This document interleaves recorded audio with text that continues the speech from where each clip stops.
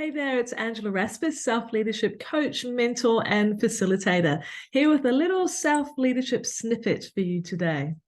Now, I'm down in Canberra at the moment. I'm hosting one of my dinners on Wednesday night with some lovely ladies here.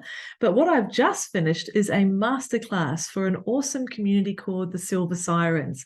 It's about empowerment and possibility for women in their 50s and beyond. Now, today we talked about your next chapter, and in particular, I took them through a process and an approach for how they can harness their own desires by looking at lots and lots of different breadcrumbs that can lead them towards what's coming in their next chapter and to actually be able to shape and form it.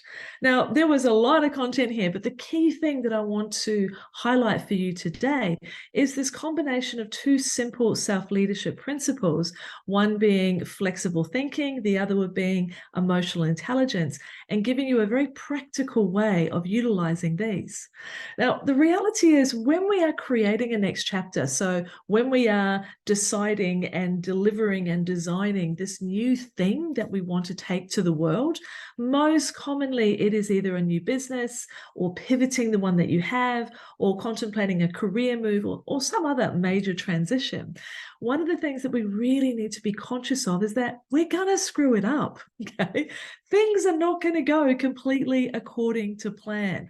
That is the way things work. We need to be moving forward and experimenting and trying things out to get the feedback. So the two ideas here that really, really resonated with the women that I was presenting to today was, number one, you can't steer a parked car.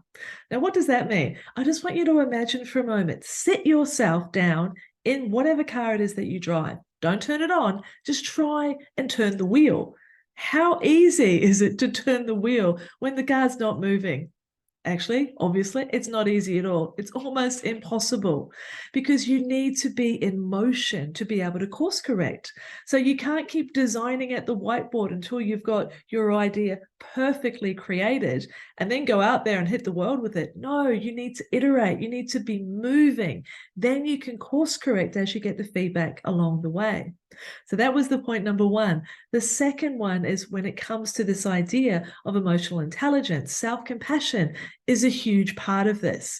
So when you need to course correct, when you have made a mistake, when things haven't worked out exactly how you want to, the expression to use is, how very human of me. Now, I can't recall where I found that. I'm pretty sure it was on a podcast that I was listening to, but I honestly cannot recall who it was that said it. If you know, please comment below. But this, how very human of me, it has a whole world of grace within it. Okay, the way that we speak to ourselves is incredibly important. I know this isn't a new concept, but knowing something and doing something are quite often incredibly different. So when you have a thought which does not serve you, a thought that's going to pull you down rather than lift you up and propel you forward, I want you to catch it and detach from it. You can start by noticing it and then dropping in that line, how very human of me, reassuring yourself, picking yourself back up and moving forward. A very simple example this morning, I couldn't find my glasses, just had no idea where they were. I slipped straight into idiot, stupid, you never put, oh, hang on. I'm in a new environment. How very human of me to misplace my glasses today. I'm staying at my son's house in Canberra.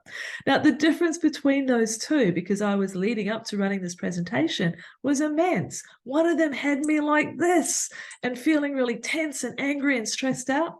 The other one allowed me to relax, have a bit of a giggle when, wouldn't you just know it? 2 minutes later, I found the glasses. How very human of me. So those are just the two little pieces that I want you to consider today.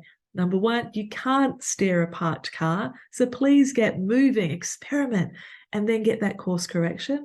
And number two, if you do hit some of those speed bumps, how very human of you. Catch the thought, detach from any of that negativity, and encourage yourself to keep moving forward into your next chapter.